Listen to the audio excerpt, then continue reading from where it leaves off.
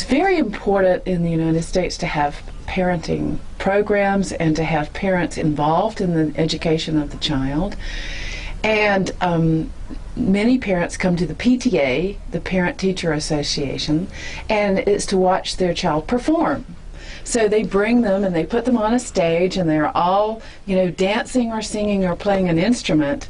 And then after they perform, then the students go back home with the parents, and the parents talk about what a good job they did, but then they turn on the TV and they watch TV and from 8 until 10 at night, and the parents will have their glass of wine, or they'll have their toddy with their alcohol, and then the student will go into their room and watch their TV or play their Nintendo, or text message someone, or watch a video on their computer. But there's no sense of interaction and appreciation and sharing of inner space. I hate to be saying these things that are constantly going on in the West, because it sounds like it's a bad situation and that it's certainly in somewhat of a crisis, but this is really what's happening. There's no interaction, there's no sense of connection between the parent and the child. It's all the child going into their room and the parent doing their own thing, and never the two coming together, except for perhaps the parent observing the child on the stage. So what's happening in the Gurukul? Yeah, it's again very different, where we have in 4 years we have never conducted parenting workshops, never. And it's so amazing. We did a survey on what is the most big problem the parents are facing in the Gurukul here, and we found out brushing the teeth was the most biggest problem. And we were like, wow, we'll work on that. But what I'm saying is, the main thing is the kids are having so much fun and so much of love here, they just go home and overflow that. Like, for example, there was a parent from work, and she was like in full of tension and stressed out, and she just wanted to just lie down and just go wash her face. And while washing her face, the kid, 6-year-old, and he's saying, "Mama, take love and wash your face and see how you feel." The mom like, "What happened now?" And what is the kid of 6-year-old telling mom what we can do to just switch? And she was so happy. The other day she came running to the school and she said, "You know what my kid said? Usually he's angry, and this is what, and within a month of in your school, he's just talking about overflowing love." And where did it come from? What do you teach? We said we are teaching only about love, but washing the face with love is just his spontaneous answer. Once you open the box and they want to overflow, the kid has such his joy. They want to just love and be so caring and giving and all that. So once you open the dimension of the kid, they see a positive output from the parent, so they want to do more. We had a kid of ADHD, and he's about 12 years, and this happened within 3 months of his stay in Parent Choice. He has never, whatever given to him, he'll just take it and eat it. And he has no idea of the parents need to have it and all that. And this kid, when there was a 2 cup of drink, chocolate milk, and he just said, "One is for me, one should be for you, why don't you take it?" And mom was so amazed, which has not happened in 12 years of his life, because there was absolutely no idea given to him. This is the first time he's getting an idea that he can share the love. So once the kids are given the dimension that they can share and they experience with their parents, they are like so different. We had 2 parents coming and telling us they stopped abusing the kids, because the kids went home when the parents were abusing. They just sat and listened to the parent and said, "Daddy, instead of getting so upset and spoiling your inner space, you could have just told me how to do it and I will just follow it." And immediately the father went back and said, "What? Usually the kid's supposed to cry, throw tantrum and say, 'No, I won't do it.' But what is happening to my child?" And she's so beautiful and waiting for the daddy to cool down and slowly telling the daddy what he should do. In that sense, the father came running and told us, "We will never shout or hit our kid." So what is happening? Actually, we are sowing the seed in the children and taking care of the parents. So again, the children are taking care of the teachers, they are taking care of the parents themselves. And one of the parents was struggling with their office work. This was a very beautiful one thing. So this person was struggling with all the office work, and he was trying to get, and he was telling his wife, I have to finish all these accounts and give it tomorrow, but nothing is tallying and all these things. So the kid says, okay daddy, you can just close your eyes, just visualize the numbers are tallying, and you will see it tally, daddy. And this is about a 5-year-old kid. And if a 5-year-old kid can understand about visualization and where to use it, the adults can just pick it up and understand there is a different dimension which we need to live in. Our whole dimension where we are living is the wrong thing. So the kids are the best teachers, and they go and adapt and modify the parents themselves, and that comes back as a peaceful family back to the school, and they are more happy kids, more happy parents and more happy kids. Problem solved. So you talk about a problem solved, and in the United States, where we have the public school system, the solution seems to never come about because the parent has a problem with the child, and the way that the problem is presented is on the problem level and never on the solution level. So it's a constant warfare, or a dominance, a war to see who is more powerful, who can out yell the other one, or who can out control the other one, and even to the point of becoming passive aggressive, so that the child deliberately doesn't do what the parent wants them to do. Then the parent comes in for a conference with the teacher, and the teacher is pulling her hair out, and she's upset because things aren't working out, but the parents are pulling their hair out too because they don't know what to do. So where is the solution? Nobody has the solution. So it sounds like the inner space, getting the child having that kind of inner space that's solution focused and full of life and love and energy and vitality, and the parent sharing that with the child, makes the perfect world. So let's create it. What happens is, for example, the curriculum. See, the curriculum is designed by Swami in such a way that it's so creative oriented, how much we can make the kids more explore. So what happens, the kid comes from a regular school, and they are like just able to get a grade, or just bare minimum in their maths or science and all that.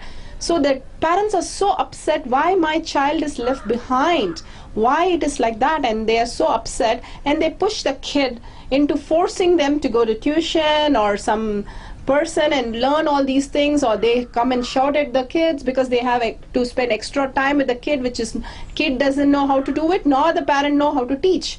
So what happens? A mess, chaos there. So what we do is, we do a right brain education where it is more of a creative learning. So it's all through visualization and through nice songs, dance, music, theater, art, different dimension that we can bring, games. So what happens is, doing through all this, we give the message to the subconscious. Again, we don't teach the mind. If you try to teach them to rote learn something, you can only hold it for some time. But if you can visualize, it goes to your permanent storage. And we have the quantum memory techniques where we need to learn things in a particular days. And if you follow those days, it just goes to your permanent memory, and the whole thing is solved.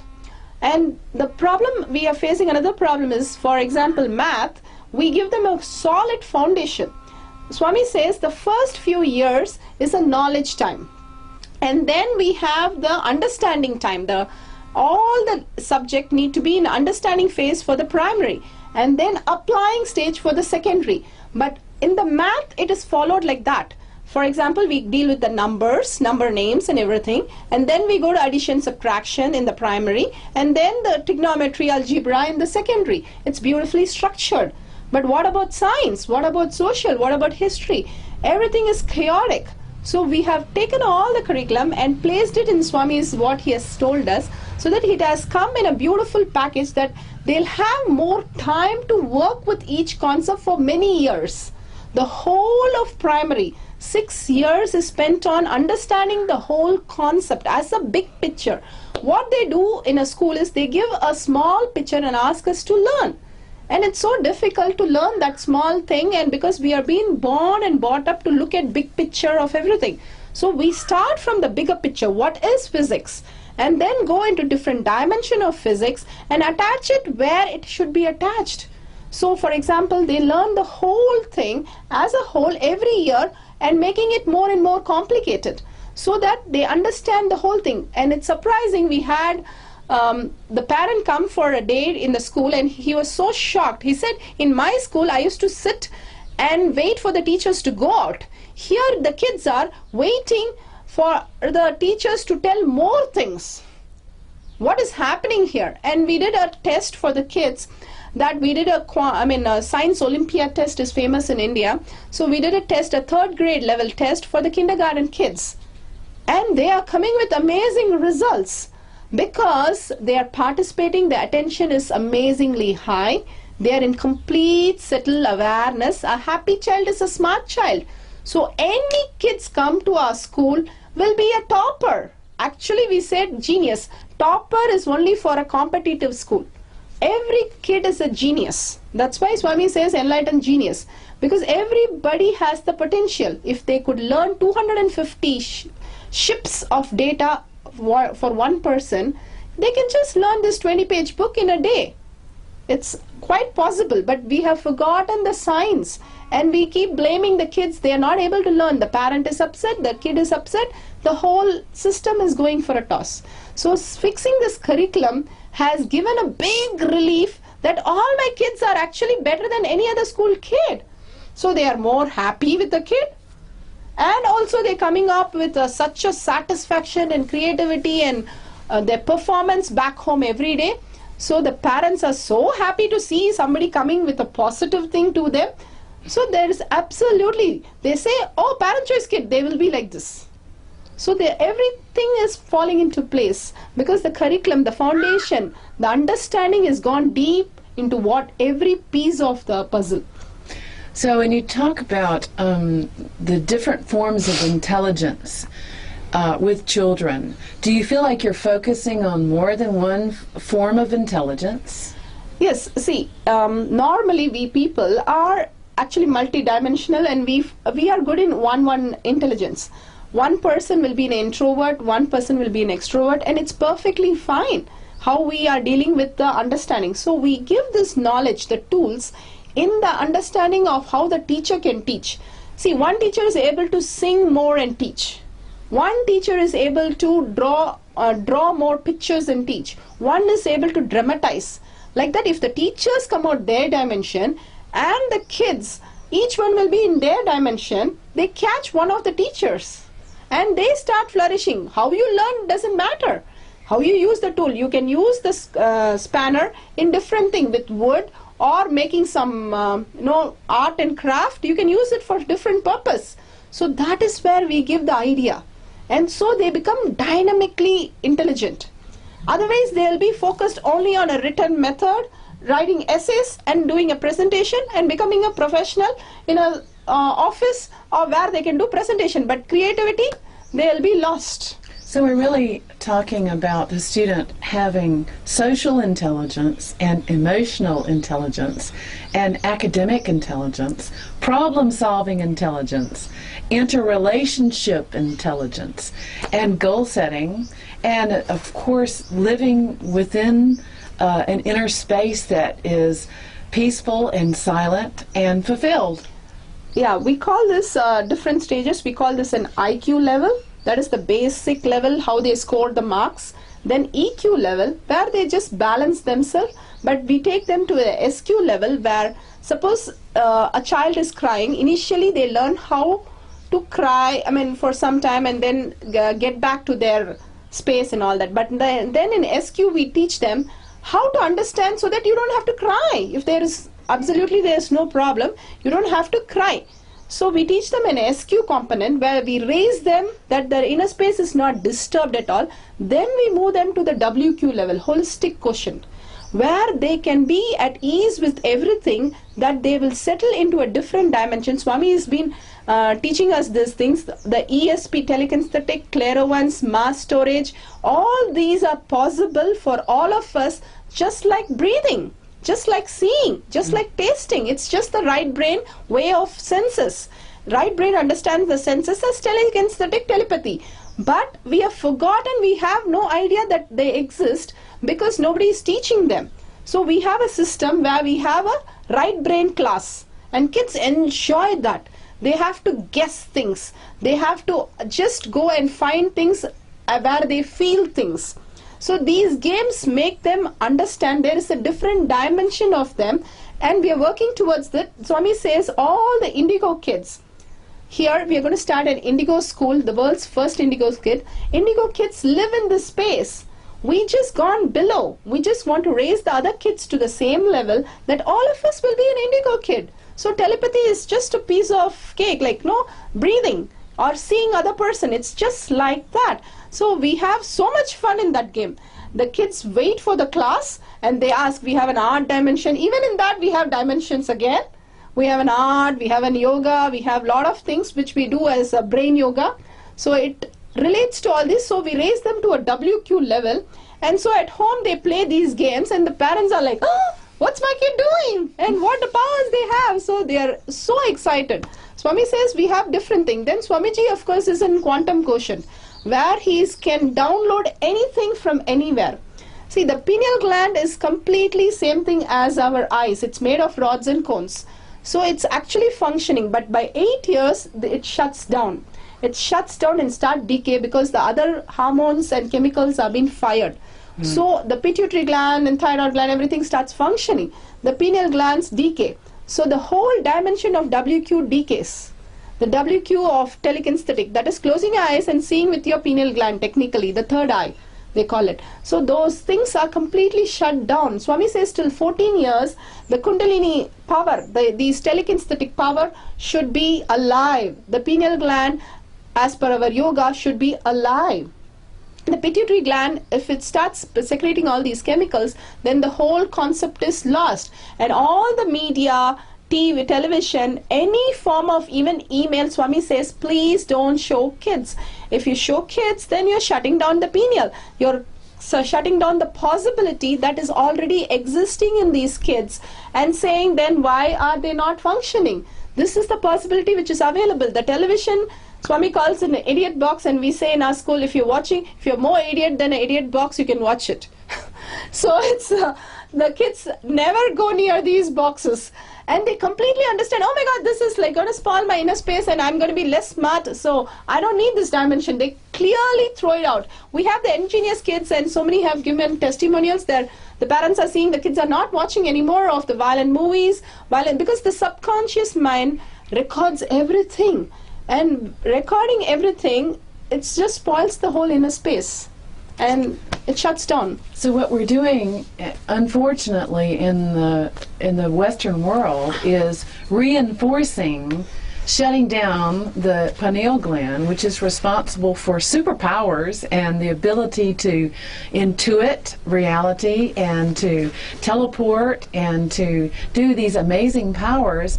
We're shutting it down completely and deliberately by encouraging our children to watch TV 8 hours. What we're saying now is that parents and teachers and students are all basically practicing shutting their system down as opposed to awakening their system, and that we can choose whether we practice expanding our inner space and creating vital health and agelessness and creating superpowers within the physiology, or whether we close down the system and shut it down to a place of complete annihilation and disease and disharmony. So the decision is ours. What do we want to do with our society, with our children, with our consciousness?